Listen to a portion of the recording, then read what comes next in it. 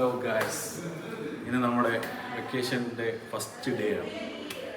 അപ്പോൾ ഇന്ന് നമ്മൾ ഒരു ഡേ ഇൻ മൈ ലൈഫ്, ഒരു ദിവസം എന്നോടൊപ്പം, അതാണ് ഇന്നത്തെ നമ്മുടെ ബ്ലോഗ്. എല്ലാവർക്കും എൻ്റെ പുതിയൊരു വീഡിയോയിലേക്ക് സ്വാഗതം.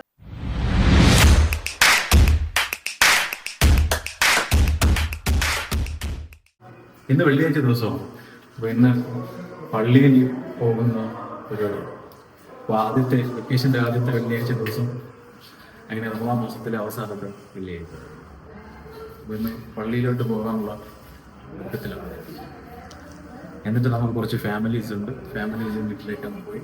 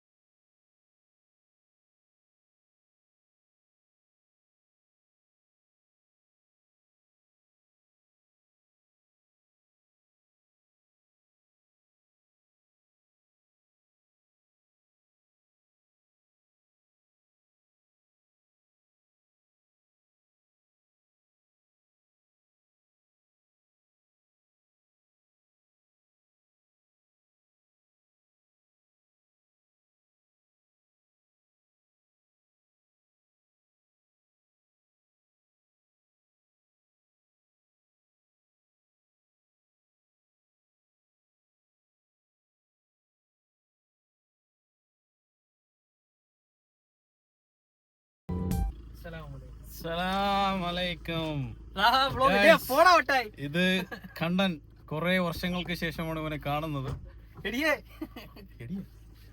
പറയുന്നത് നമ്മുടെ ആശാമുക്ക് പള്ളി ശരിയല്ല. എന്തുകൊണ്ടാണ് ശരിയല്ല? പറ. ഞാൻ പറഞ്ഞു അതൊന്നും വ്ലോഗിൽ കൂടെ പറയാൻ പറ്റുന്ന കാര്യമല്ല. നമ്മളെ ആശാമുക്ക് പള്ളി പോയി, പഴയ ആ ഒരു ടച്ച് ഇല്ല പള്ളിക്ക്. സമയത്തുള്ള കുഴപ്പമില്ല. നമസ്കരിക്കാൻ എവിടെയാ പോകുന്നത്? ഞാൻ നേരോട്ട് വടക്കേ പള്ളി അങ്ങനെ കറങ്ങി ഞാൻ മുജാഹിദ് പള്ളി പോകും.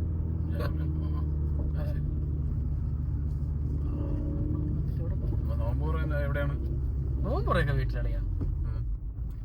ഡിസ്റ്റർബ് ചെയ്യേണ്ട ആവശ്യമില്ല. അങ്ങനെ ഡിസ്റ്റർബ് ചെയ്താല് അത് ഞാനിക്കൊരു ഗായ്സ്, നമ്മുടെ അളിയൻ അതാ കണ്ടിരിക്കുകയാണ് വെളിയിൽ വെച്ച്. അളിയൻ ഭയങ്കര ടൂറിലാണ്.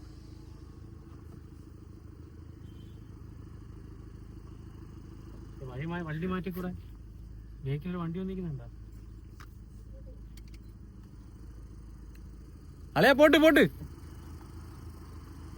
അളിയ നമ്മളെ പ്രേക്ഷകർക്ക് ഒരു ഹായ് പറ.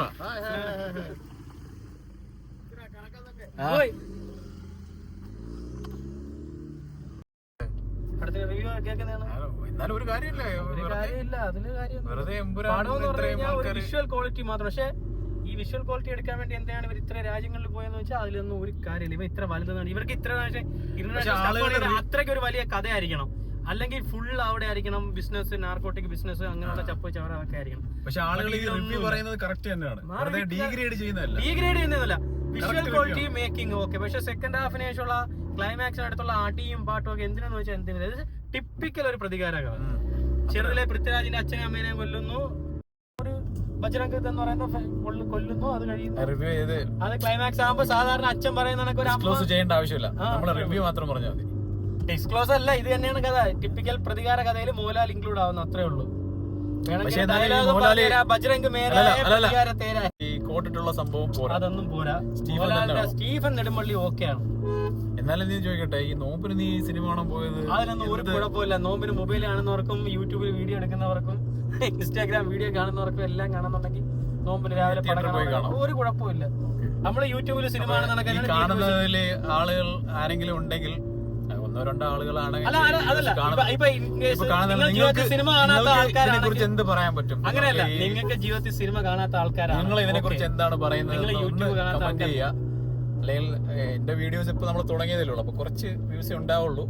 അങ്ങനെ ഇത് നമ്മളിപ്പോ റമദാൻ മാസത്തിൽ സിനിമ കാണുന്നത് മൊത്തത്തിൽ തെറ്റാണ്. കാര്യം പ്രാർത്ഥനകളിലൊക്കെ മുഴുകേണ്ട മാസമാണ് പ്രത്യേകിച്ച്. പക്ഷേ നിങ്ങൾ യൂട്യൂബിൽ വീഡിയോ കാണുന്ന, ഇൻസ്റ്റാഗ്രാമിൽ റീൽസ് കാണുന്ന ആൾക്കാർ, പാട്ട് കേൾക്കുന്ന ആൾക്കാരാണെന്നുണ്ടെങ്കിൽ നിങ്ങൾ തിയേറ്ററിൽ പോയി പടം കാണുന്നുണ്ട് ഒരു തെറ്റുമില്ല. ഇല്ല, നിങ്ങൾ ഇതൊന്നും ചെയ്യാത്ത ആൾക്കാരാണ്, നിങ്ങൾ തിയേറ്ററിൽ പോയി പടം കാണുന്നുണ്ടെങ്കിൽ ഓക്കെ. അല്ല, അങ്ങനെ ചെയ്യുന്ന ആളുകളുണ്ട്. ഈ റമദാൻ മാസത്തിൽ 30 ദിവസം ഒരു കാര്യം പോലും ചെയ്യാതെ ഈ കറക്റ്റായ രീതിയിൽ പള്ളിയിലും പോകുന്ന ആളുകൾ ഒരുപാട് പേരുണ്ട്. നമ്മളെല്ലാരും അങ്ങനെ ഒരിക്കലും പറയാൻ പറ്റില്ല. അത് ഞാനും പറയുന്നില്ല, ഞാനതാ പറയുന്നത്, ഞാനതാ എടുത്തു പറഞ്ഞത്. നിങ്ങള് മൊബൈലിൽ നിങ്ങൾ ഇതെല്ലാം കാണുന്നുണ്ടെങ്കിൽ നിങ്ങൾക്ക് തിയേറ്ററിൽ പോയി പടവും കാണാം. അത് റമദാൻ മാസമാണെന്നൊന്നുമില്ല, എല്ലാ മാസവും. നിങ്ങൾ ഇതൊന്നും ചെയ്യുന്നില്ല എന്നുണ്ടെങ്കിൽ നിങ്ങൾ റമദാൻ മാസത്തിൽ പോയി പടം കാണണ്ട. ആരും ഇല്ലായിരുന്നു. കുറേ നാളിന് ശേഷം നമ്മുടെ വർക്കലയിൽ വന്നിരിക്കുക. അതായത് വർക്കല ഉള്ളവരുടെ ഒരു അഹങ്കാരം തന്നെയാണ് ഈ സ്ഥലം. റൗണ്ടം ബോർഡ് മൈതാനം എല്ലാവരും, ഒരാൾ പോലും വരാതിരുന്നിട്ടില്ല ഈ സ്ഥലത്ത്. എല്ലാവരും വന്നിട്ടുണ്ടാവും. എന്ത് കാര്യങ്ങളാണെങ്കിലും, പെരുന്നാളാണെങ്കിലും, ഓണം, വിഷു, എന്തിനാണെങ്കിലും എല്ലാവരും വരുന്നൊരു പ്ലേസ് ആണ്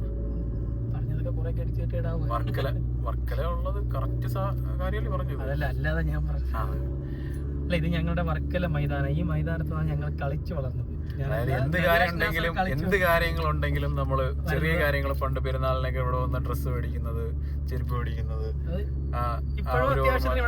എല്ലാരും ഇവിടെ തന്നെ വരുന്നത്. സ്വന്തം കാൾടെക്സ് പമ്പ് എല്ലാവരും, ഇതാണ് ഞങ്ങളുടെ സ്വന്തം വർക്കല. എല്ലാവരും ചെറിയ കാര്യങ്ങൾക്കാണെങ്കിൽ പോലും വരുന്നത് വർക്കലയാണ്. പക്ഷെ ഇപ്പോൾ ഒരുപാട് മാൾസ്, ഒരുപാട് സൂപ്പർ മാർക്കറ്റ് എല്ലാം ഉണ്ടെങ്കിലും, പക്ഷെ എല്ലാവരും കൂടുതലും പ്രിഫർ ചെയ്യുന്നത് ഇങ്ങനെ വീട്ടില്, അതായത് എന്തെങ്കിലും ഒരു വിശേഷ ദിവസം ഉണ്ടെങ്കിൽ ഇറങ്ങി ഓരോ ഷോപ്പിൽ കയറി ഇറങ്ങി അതിന്റെ വിലയൊക്കെ ചോദിച്ച് അത് കുറച്ച് അതൊക്കെ അറിഞ്ഞ് മേടിക്കുന്നതാണ് അതിന്റെ നമ്മുടെ ഈ നാട്ടിലെ ഒരു, നമ്മുടെ എല്ലാം ഒരു വർക്കലയുടെ സ്വന്തം ബാർ, കാർത്തിക ബാർ. ഇതാണ് നമ്മുടെ നാട് വർക്കല. ഇതാണ് ബലദിയാണ് മുനിസിപ്പാലിറ്റി. അറിയുന്ന അറബികൾക്ക് ബലദിയ, അറിയാത്തവർക്ക്. വണ്ടി നിർത്തലാക്കിയതിനു ശേഷമാണ് നമുക്ക് ഇതായത്. പക്ഷെ അത് ഞാൻ നോക്കുന്നുണ്ട്, എവിടെയെങ്കിലും ഉണ്ടെങ്കിൽ പിടിക്കാൻ. ആ വണ്ടിയാ. പിന്നെ അതിനുശേഷം i20 അതും നല്ലൊരു എറണാകുളം വണ്ടിയാണ്. ഭയങ്കര എറണാകുളം i20 പിന്നെ അവിടെ ഇതാക്കി എടുത്തല്ലേ. പിന്നെ ക്രൂസ് പിന്നെ അങ്ങനെ കിട്ടിയോണ്ട് കുറെ നാളങ്ങ് ഓടി.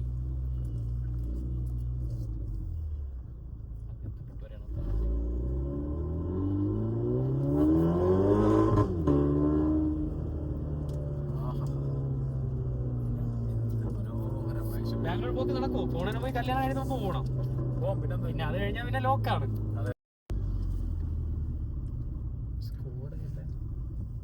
അങ്ങനെ നമ്മുടെ ക്ലിഫിലോട്ട് പോവുകയാണ്.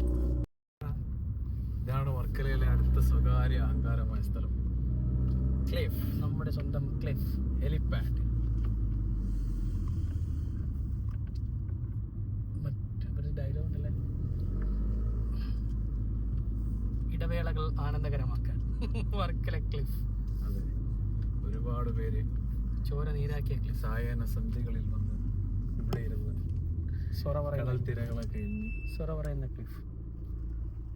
പിന്നെ ഫുൾ റെസ്റ്റോറൻ്റ് ആണ് ഇനി അതിന്റെ ഫ്രണ്ടിലോട്ട്.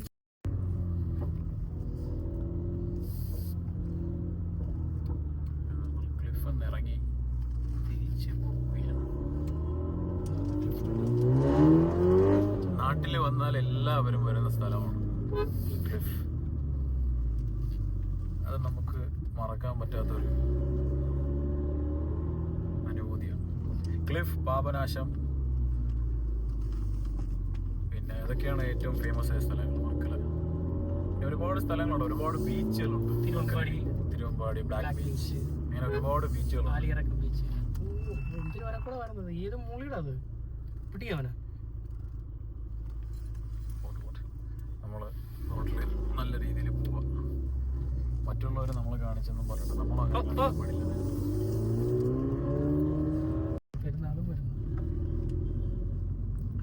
നാട്ടിൽ നിൽക്കണമെങ്കിൽ ക്യാഷ് വേണം. മിനിമം ഒരു മാസം 5 ലക്ഷം രൂപ വേണം. ചില മാസം 6 ലക്ഷം. ഒരു മാസം 5 ലക്ഷം? ചില മാസം 6 ലക്ഷം രൂപ. ശ്രീനിവാസൻ പറഞ്ഞ കണക്കായി ഒരു മാസം തട്ടിയും മുട്ടിയും 10-12 ലക്ഷം, ചില മാസം 15 ലക്ഷം. ഏപ്രിൽ.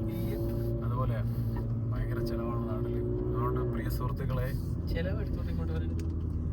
ഗൾഫിൽ ജോലിയുണ്ടോ? ജോലിയുണ്ടോ? എവിടെയെങ്കിലും ഗൾഫല്ല, എബ്രോഡ് എവിടെ ജോലിയുണ്ടോ?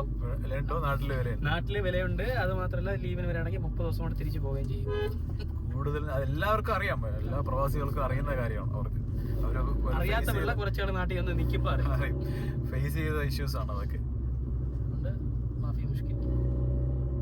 പ്രത്യേകിച്ച് ഈ സമയത്ത് നാട്ടിൽ ആരും വരാതിരിക്കുക, ചൂടുണ്ട്, നല്ല ചൂടാണ്. ഇടയ്ക്ക് മഴ പെയ്തിട്ട് എന്തായി? ഇപ്പോഴും മഴയുടെ കോളല്ലേ ഇരിക്കുന്നത്. എല്ലാ ദിവസവും മഴയുടെ കോളുണ്ട്. ഇതാണ് നമ്മുടെ സ്വന്തം ആശാമുഖവള്ളി, നമ്മുടെ സ്വന്തം നവീകരിച്ച് പെയിന്റ് ഒക്കെ അടിച്ചിട്ട് AC വെച്ചിട്ടുണ്ട്. നല്ല രീതിയിൽ എടുത്തിട്ടുണ്ട്. എന്തായാലും അത് നല്ലൊരു കാര്യമാണ്. നമ്മുടെ നാട്ടിലെ തക്യാവലി ഇങ്ങനെയുള്ള കാര്യങ്ങളൊക്കെ ചെയ്യും.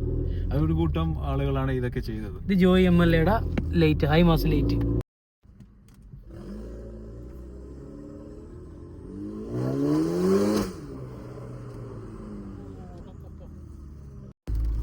അങ്ങനെ നമ്മൾ തിരിച്ച് വീട്ടിലെത്തിയിരിക്കുന്നു.